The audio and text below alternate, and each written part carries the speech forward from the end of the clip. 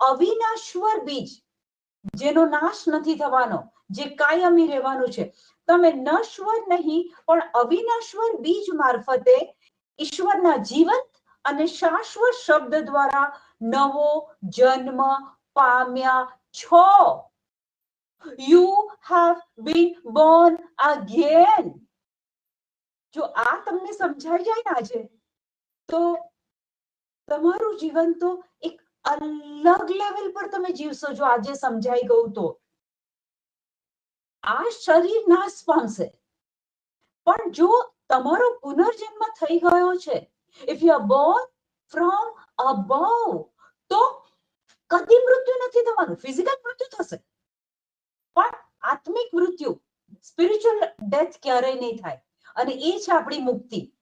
You will know the truth and truth will set you free. તમે સત્ય જાણશો અને સત્ય મુક્તિ